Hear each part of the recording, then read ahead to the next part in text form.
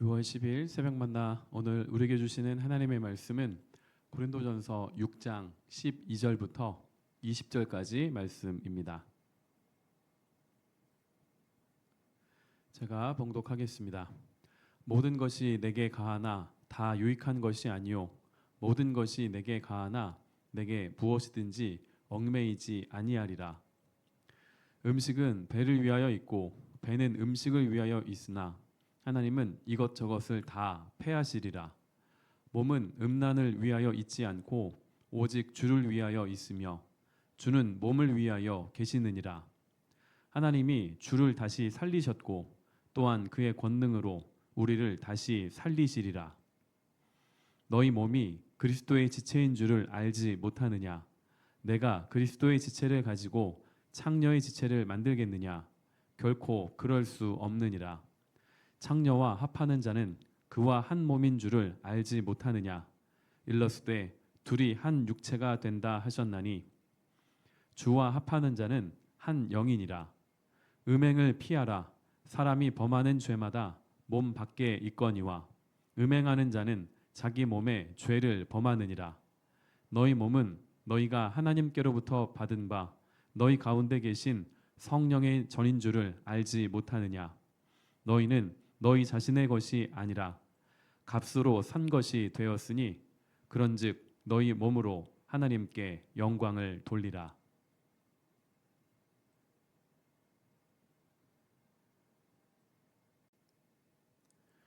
오늘은 복음 안에서 누리는 참된 자유라는 제목으로 말씀을 나누겠습니다. 참된 복음이 선포되면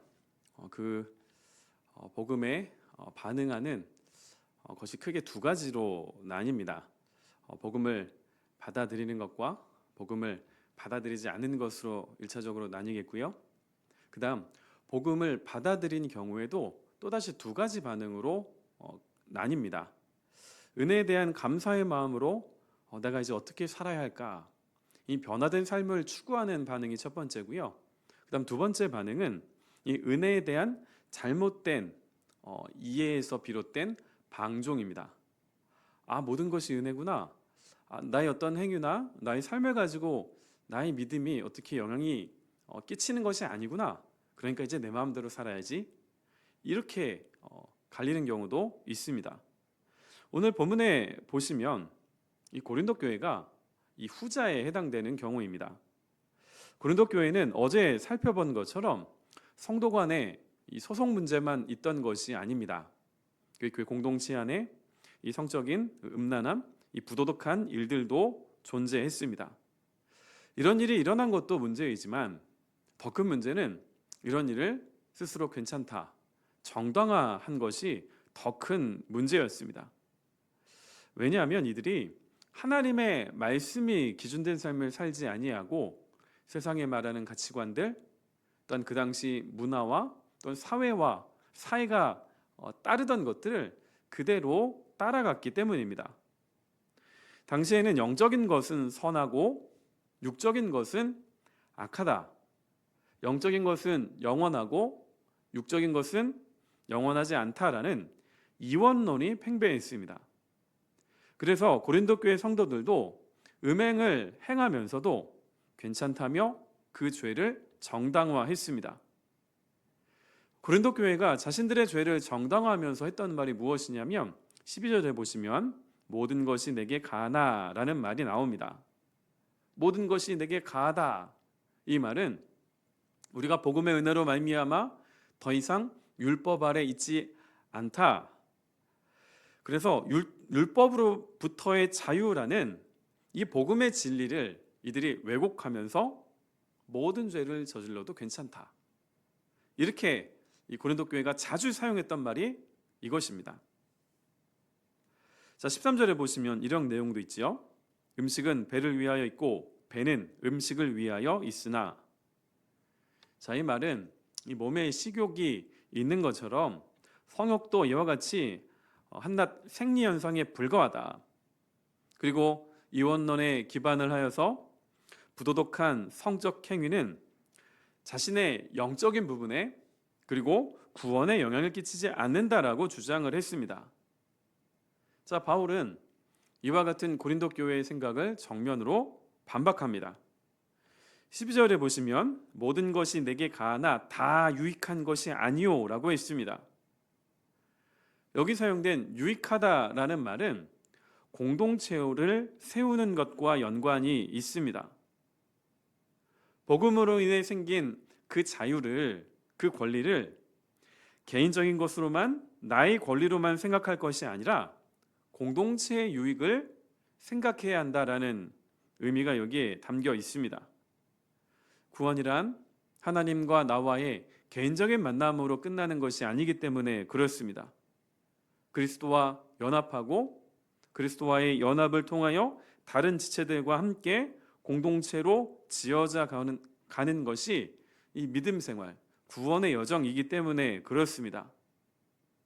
이어서 바울은 13절에서 하나님은 이것저것을 다 패하시리라고 했습니다.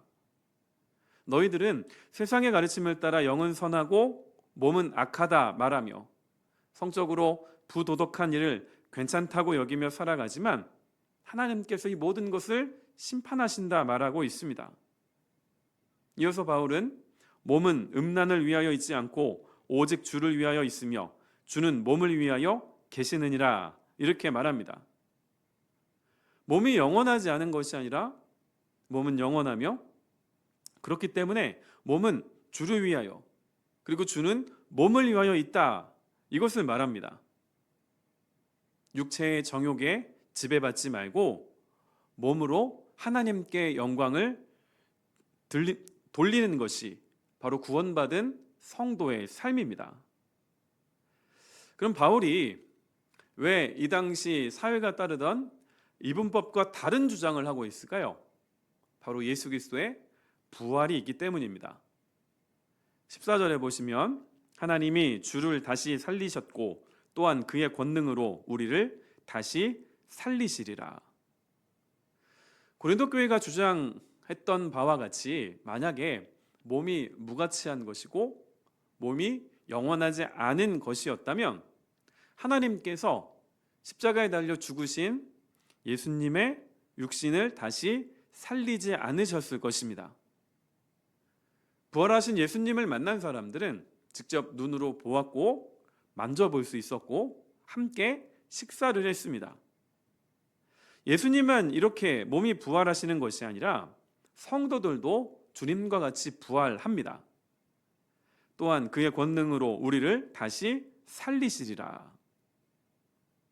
이 말씀은 현재 나의 몸이 나중에 죽고 나서 부활한다 이것만을 의미하는 것이 아닙니다. 현재 나의 몸과 부활할 몸 사이의 연속성, 그 연관관계를 지금 이야기합니다. 바울은 그래서 몸으로 성적인 타락을 행하는 것이 단순한 일탈이 아니라고 말합니다. 이어지는 15절부터 17절 말씀입니다. 너희 몸이 그리스도의 지체인 줄을 알지 못하느냐? 내가 그리스도의 지체를 가지고 창녀의 지체를 만들겠느냐? 결코 그럴 수 없느니라. 창녀와 합하는 자는 그와 한 몸인 줄을 알지 못하느냐? 일러스되 둘이 한 육체가 된다 하셨나니 주와 합하는 자는 한 영이니라. 자, 우리 몸은 우리 성도들 개개인과 우리 모두는 그리스도의 지체입니다. 그리고 우리가 그 몸으로 행한 부도덕한 성적인 타락은 우리 영적인 건강, 영적인 이 현실과 절대로 분리되지 않습니다. 성경을 보시면 음행이 언제나 우상 숭배와 같이 나온다는 것을 확인할 수 있습니다. 구약이나 신약이나 우상을 숭배하던 자들이 항상 행했던 것이 성적인 타락입니다. 복음으로 인해 자유한 나에게 모든 것이 가하며 성적인 타락을 행하는 것은 부활의 영광에 참여할 나의 몸이 갖고 있는 존귀함을 스스로 깨뜨리는 것입니다. 그러면 우리가 어떻게 해야 될까요? 18절에 나옵니다. 음행을 피하라. 음행을 피하라 말씀합니다. 음행은 우리가 맞서서 싸우거나 설득할 만한 그런 것이 아닙니다. 피해야 합니다. 음행은 자신의 몸에 죄를 범하는 일이기 때문에 그렇습니다. 대표적인 예로 창세기에 나와 있는 요셉이 그렇습니다. 보디발의 집에서 노예로 일하다가 보디발의 아내의 유혹에 빠지게 됩니다. 요셉은 그 자리를 떠났습니다. 유혹과 맞서 싸우지 않고 그 자리를 피했다는 것을 우리가 기억해야 합니다. 그리고 나의 몸이 성령이 거하시는 전이라는 것을 기억해야 합니다. 본문 19절과 20절입니다. 너희 몸은 너희가 하나님께로부터 받은 바 너희 가운데 계신 성령의 전인 줄을 알지 못하느냐. 너희는 너희 자신의 것이 아니라 값으로 산 것이 되었으니 그런즉 너희 몸으로 하나님께 영광을 돌리라.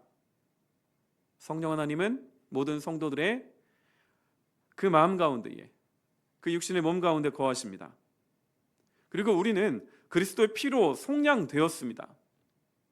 그러므로 과거에는 우리가 나의 만족을 위하여, 나의 쾌락을 위하여 나의 몸을 사용하였다면 이제는 나의 새 주인 되신 하나님의 영광을 위하여 살아야 합니다. 본문에서 바울은 복음이 방종할 수 있는 자유가 아니라고 말합니다. 복음 안에서 누리는 자유는 우리가 더 이상 죄의 종노릇 하지 않는 자유이며 그 자유를 통하여 하나님께 영광을 돌리라 말씀하고 있습니다. 혹시 지금 나에게 고린도 교회가 갖고 있던 그런 사고방식은 없을까요? 나의 영혼만 구원받는 것이 아니라 나의 몸도 예수님과 같이 부활할 것입니다. 나의 몸에 거하시는 성령 하나님을 위하여 나는 무엇을 하고 있습니까? 나의 육신의 건강을 위하여 운동도 하셔야 하고요. 내 몸과 함께 나의 마음의 건강을 위하여서도 여러분의 시간을 잘 사용하셔야 합니다. 요즘 청년들과 이야기를 해보면 늦게까지 시간을 보내는 경우가 있습니다. 공부를 하는 경우도 있겠지만 많은 경우에는 그 손에 스마트폰이 들려있는 경우가 많은 것 같습니다. 쇼츠를 보거나 SNS를 훑어보거나 아니면 영상을 보는 데에 이 시간을 가는 줄 모르는 것이지요. 여러분은 괜찮으십니까? 여러분은 금요 기도회나 아니면 주일 예배를 어떻게 준비하고 계십니까? 바울은 복음 안에서 누리는 참된 자유란 나의 모든 삶을 하나님의 영광을 위해 사용하는 것이라고 말하고 있습니다. 오늘 무엇으로 나의 삶을 하나님의 영광을 위하여 사용하시겠습니까? 나만 그런 거 아닌데 그것이 아니라 오늘 성경이 우리에게 말씀하고 있는 것, 오늘 여러분의 마음에 하나님께서 던져주신 것들을 붙잡으시고 그 주신 마음을 여러분의 삶으로 하나님께 영광 올려드릴 수 있기를 주님의 이름으로 축원을 드립니다. 기도하겠습니다. 아버지 하나님, 오늘도 하나님의 말씀으로 하루를 열게 하여 주시니 감사합니다. 오늘 우리가 말씀을 통하여 살펴본 내용과 같이 복음 안에서 누리는 참된 자유란 죄의 종노릇하며 또한 그 상태에 머물러 있으면서도 스스로 괜찮다 여기는 것이 아니라는 것을 확인하였습니다. 하나님, 예수님의 그 부활을 통하여 보여주신 그 부활의 영광에 우리가 참여할 것을 바라보며 살아가기를 원합니다. 나의 영혼만 부활하는 것이 아니라 예수님과 같이 나의 몸도 영광스러운 몸으로 부활할 것인데 우리의 몸 안에 거하시는 그 성령 하나님을 위하여 또한 나를 그리스도의 피로 사셔서 하나님의 영광을 위하여 사용하라고 불러주신 거룩한 하나님의 부르심에 우리가 온전히 응답할 수 있기를 원합니다. 오늘 하루 바쁘고 분주한 일상 속에 살아간다 할지라도 내 안에 거하시는 하나님을 위하여 나의 몸과 나의 마음과 나의 시간을 선용할 수 있는 지혜를 허락하여 주옵소서. 예수님의 이름으로 기도드립니다. 아멘.